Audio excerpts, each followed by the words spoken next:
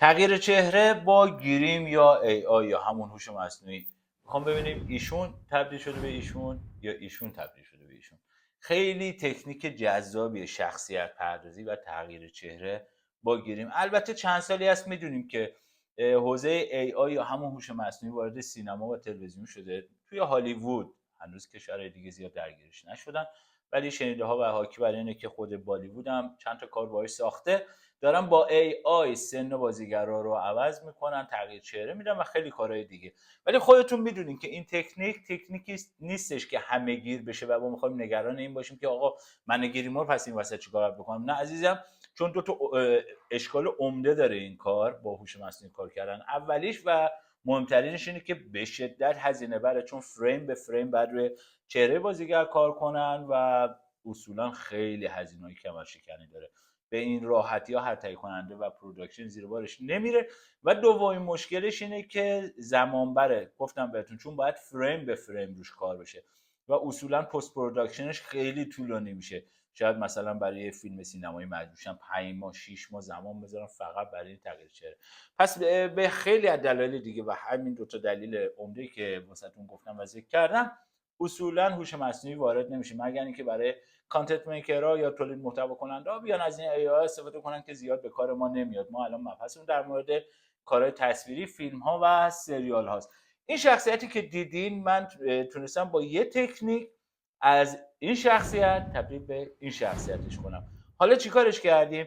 قراره که با هم دیگه رو کلیپ بریم مرحله به مرحله واسهتون توضیح بدم. ولی قبل از اینکه بخوام وارد آموزش بشم، کل پروسه این کار رو، تغییر چهره رو، توی کلیپ 2 دقیقه‌ای واسهتون آماده کردم. ببینیم برگردیم بهتون بیشتر توضیح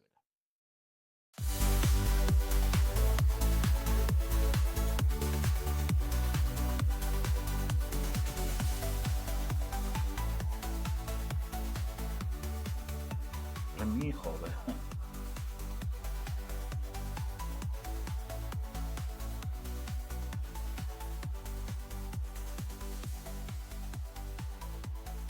بازیگر زیاد گیریم دوست نداره و اصولا خیلی اهل گیریم نیست، ولی یواش یواش داره خوشش میاد.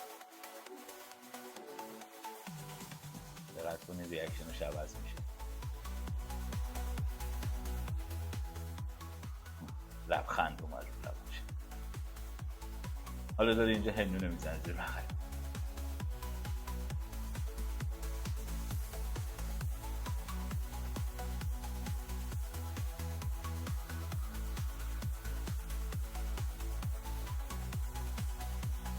خیلی تکنیک جذابیه و راحت میتونید ازش استفاده کنید تو کاراتون.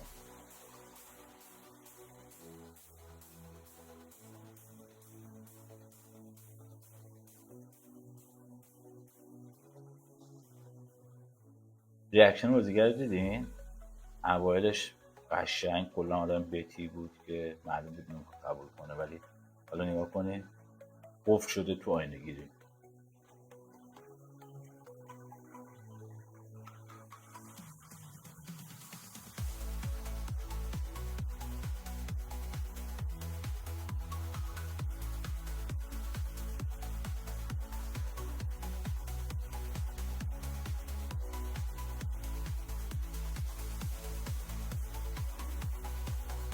نگرانه که چایی میخواد بخوره یا قهوه میخواد بخوره، میمره تو دهنش.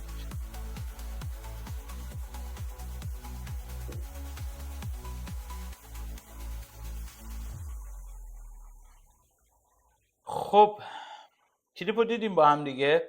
من یه توضیح کوچیک بهتون بدم.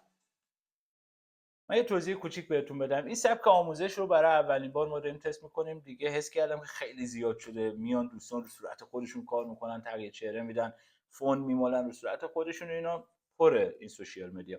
به 2 دلیل عمده من سعی کردم که آموزش های گیریم رو بیارم به این سبک. اولین دلیلش اینه که اون زیاد دیدیم، چشتون عادت کرده و کلی هم پر و اصلا قابلیت اجرا داره یا نه.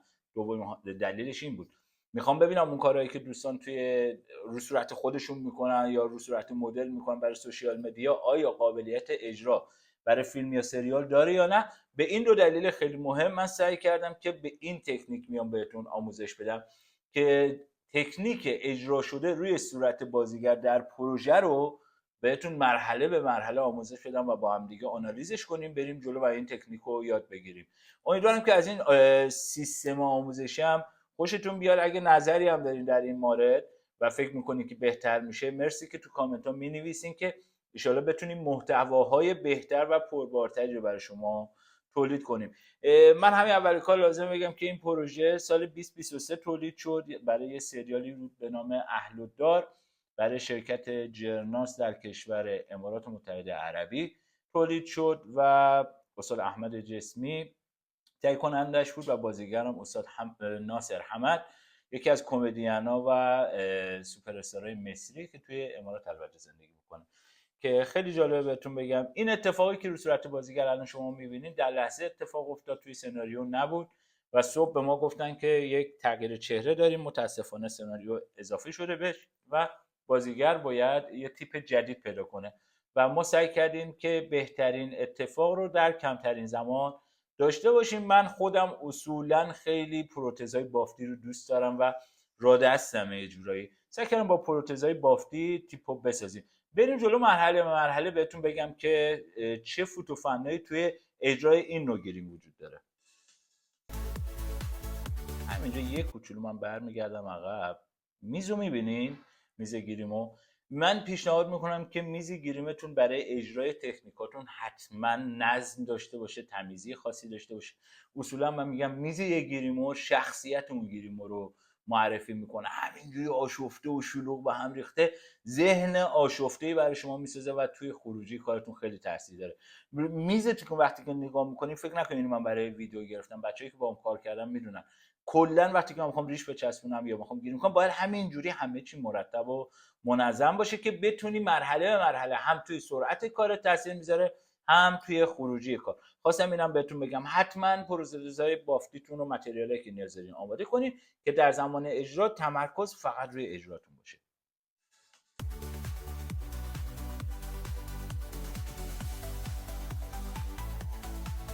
این خط ریشا رو داریم نصب می‌کنیم. همونجوری که دیدین خط ریش وقتی که میخوام نصب کنم یه نکته خیلی مهمی داره تو نصب خط ریش.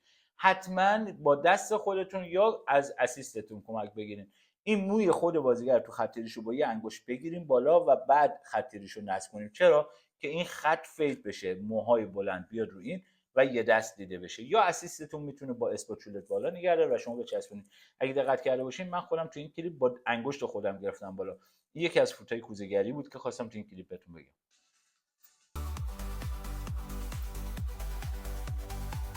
این حرکتی که انجام دادیم با اسپاتولت هم مطمئنا همتون میدونید حتما باید بار اضافه چسب گرفته بشه و رفله چسب هم گرفته بشه. برای همین اصولا بهش میگن قوام آوردن چسب. شما یا با انگشت میتونید این کار کنید یا با اسپاتولت که بار اضافهشو بگیرید، رفلش هم کم کنید.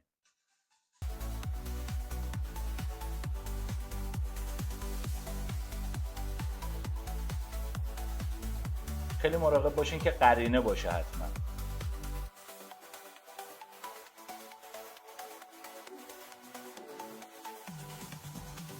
وقتی که قرینه کردین این چسبونی البته بستگی به توری داره که پروتزای بافتیتون انجام شده. من خودم اصولا حساسیتم بالاست.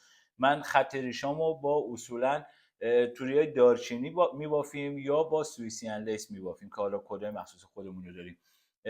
نیاز به لبه کاری نداره، ولی من چون میخوام توی اکستریم کلوزآپ ها هم لو نره دیگه سعی میکنم که روی اون کار یه ذره لبه کاری کنم. الان با چسب پروزت دارم کار میکنم. چسب پروزت هم میدونید هم میتونید با گوش پاک استفاده کنید هم میتونید با قلم کار کنید. ولی اگه با قلم کار کردی حتما قلمتو توی ظرف آب بذار که از بین نره، مجبور نشی هی هزینه کنی قلم بخری.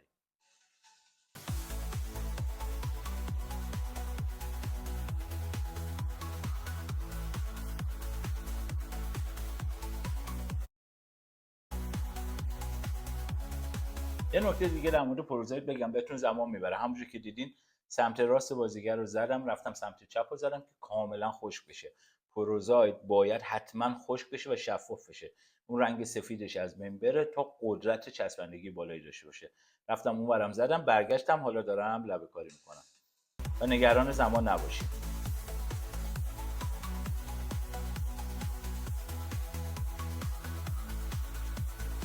این مرحله هم که دارم برای اینکه باز هم باز هم حرفه‌ای‌تر و طبیعی‌تر دیده بشه تو کامera، دارم از پالت الکلی استفاده میکنم. اگه میخوای ببینی که چجوری باید با این پالت الکلی کار کنی، توی این محتوا واسهتون که الان اشاره کردم آموزش دادم و توی دیسکریپشن هم لینکشو میذارم. حتما کار کردم با پالت الکلی رو ببینید که اینجور جاها خیلی به دردتون میخوره.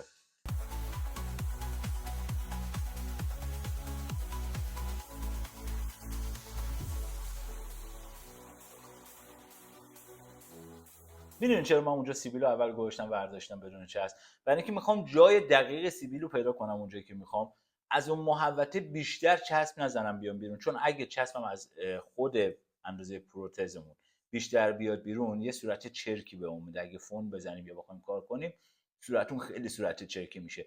پیشنهاد میکنم اول پروتزتون روی پوست بذارین، یا سیبیل یا ریش یا خطش، جاشو حدودی پیدا کنین که بتونین فقط همونجا رو چسب بزنین.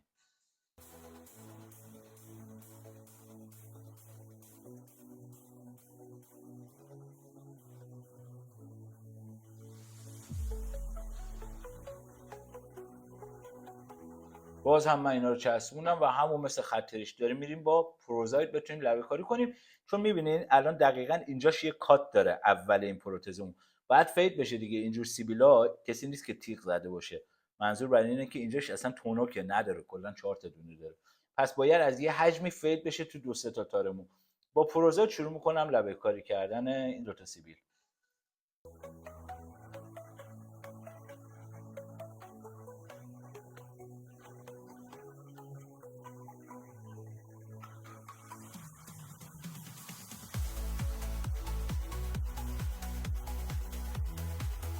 ببینید چقدر قشنگ فید شد، اختلافش کاملا مشهوده. و حالا شروع میکنیم به فر زدن موهای بازیگر. چون اصولا تو این استایل های انگلیسی صورت ها شبیه مستطیل باید در بیاد، برای اینکه بتونیم از این دایره و کرو سر خارج چیم. من یه چند تا فقط با انبوه فر برعکس فر زدم که بتونیم به این استایل مستطیلی صورت بازیگر برسیم. و فرهای رو به بیرون که بشکونه قشنگ دایره رو.